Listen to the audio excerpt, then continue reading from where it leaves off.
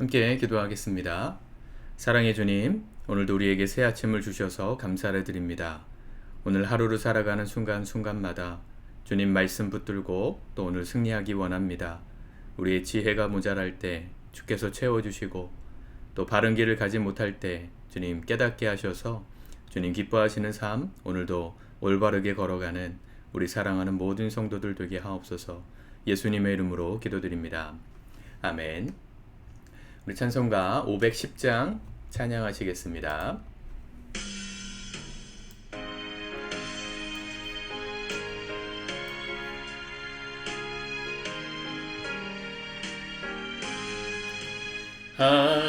하나님의 진리 등대 길이 빛나니 우리들도 등대 되어 주의 사랑 비추세.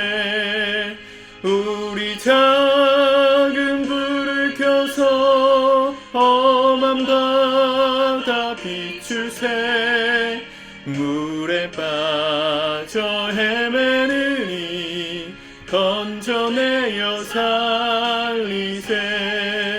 죄의 밤은 깊어가고 성난 물결 설렌다. 어디 불빛 없는 가고 잔 눈물이 많구나. 우리 작은 불을 켜서 험한 바다 비추세.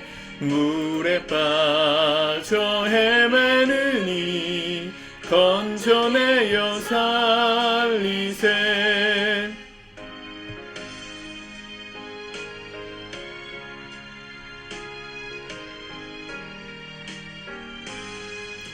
너의 등불 돋우어라. 거친 바다 비춰라. 빛을 찾아 헤매느니 생명선에 건져라.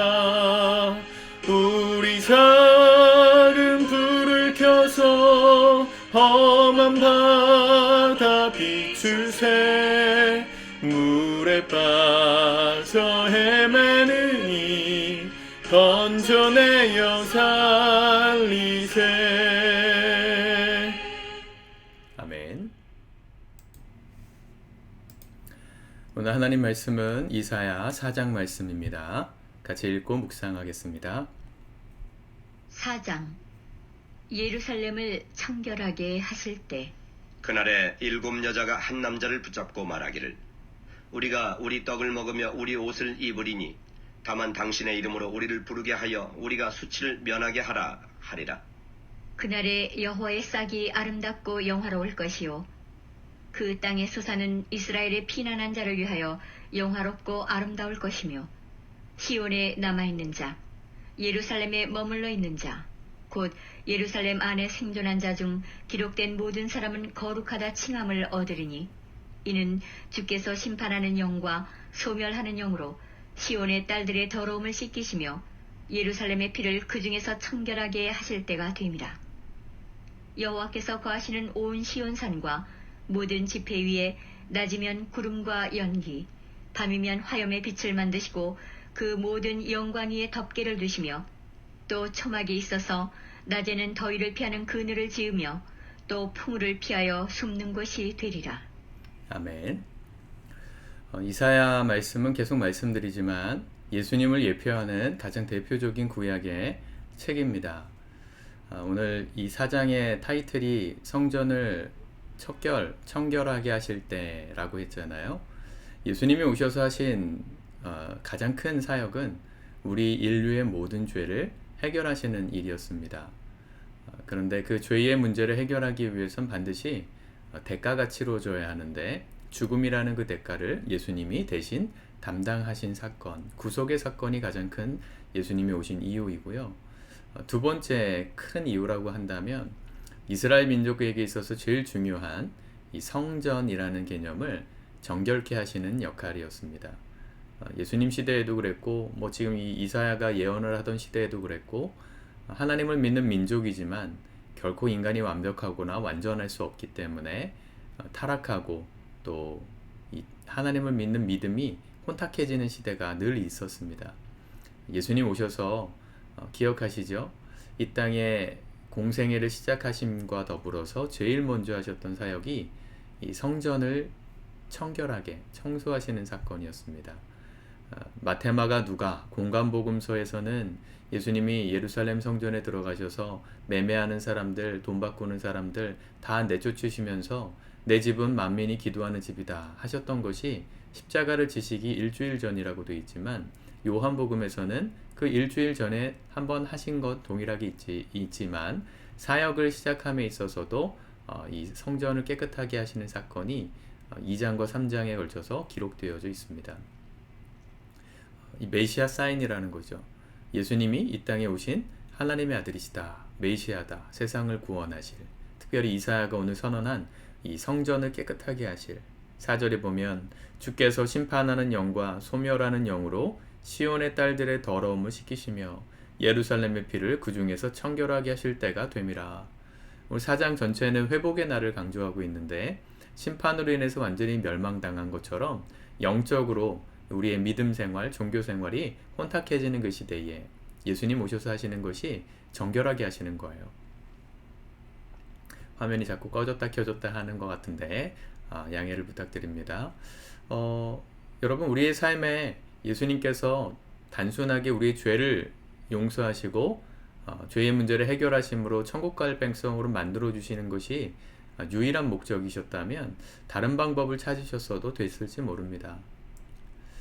그런데 예수님이 오셔서 제일 중요하게 또 한 가지 하신 사역이 정결케 하시는 거였어요. 믿음을, 특별히 성전을. 성전은 우리의 마음에 하나님을 모신 자리를 상징하지 않습니까? 우리가 하나님을 믿고 살아가는 삶을 주님은 날마다 정결케 하기를 원하십니다. 예수님의 보혈의 피로 우리의 마음이 죄로 인해 깨끗해짐과 더불어서 우리가 예수님을 믿고 하나님을 섬기는 그 모든 신앙이 정결케 되기를 원하십니다.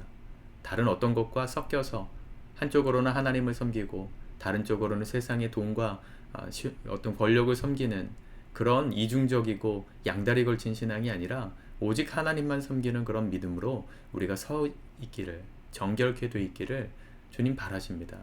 날마다 우리가 말씀을 묵상하는 것도 우리 삶 속에 우리도 모르게 혼탁해져 버린 믿음의 그 더러움들을 자꾸만 점검하고 말씀으로 단순화 또 정결케 하기 위함임을 우리가 알지 않습니까? 밥을 매일 먹는 것처럼 우리의 영혼도 매일 깨끗하게 되어야 합니다. 세수를 매일 하는 것처럼 샤워를 매일 하는 것처럼 미뤘다 하면 편하긴 하지만 한 번에 할 때 더 힘들죠.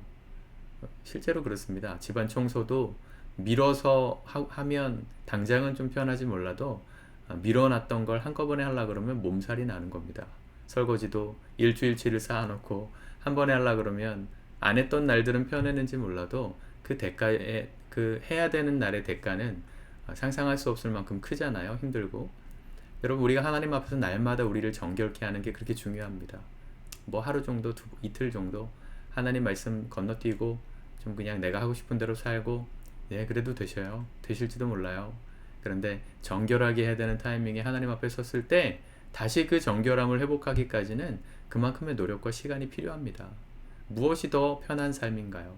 어떻게 사는 게 더 수월할까요? 여러분 꼭 지혜롭게 판단하시길 바랍니다. 신앙생활은 우리의 생활 습관과도 연결되어 있습니다.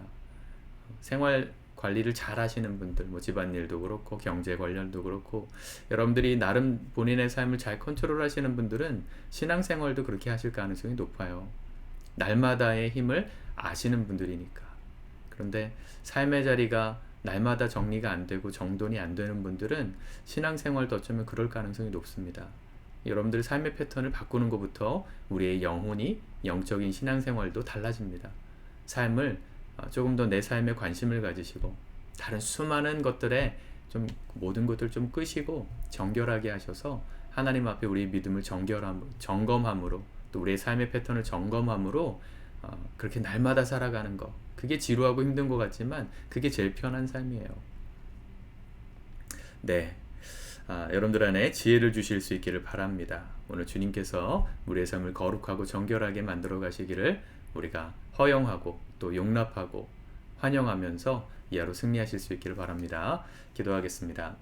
하나님 감사합니다. 주님의 말씀을 오늘 우리 마음 가운데 받습니다.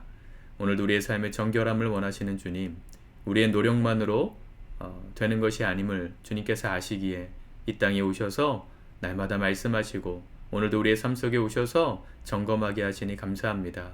날마다 우리 영혼을 정결하게 하시는 주님을 닮아 주님을 따라 날마다 기쁨으로 우리의 삶을 돌아보고 주님 단순한 믿음으로 정결한 믿음으로 주님 따라가는 우리 신실한 주의 종들 주님의 신부들 다 되게 도와주옵소서. 예수님의 이름으로 기도드립니다. 아멘.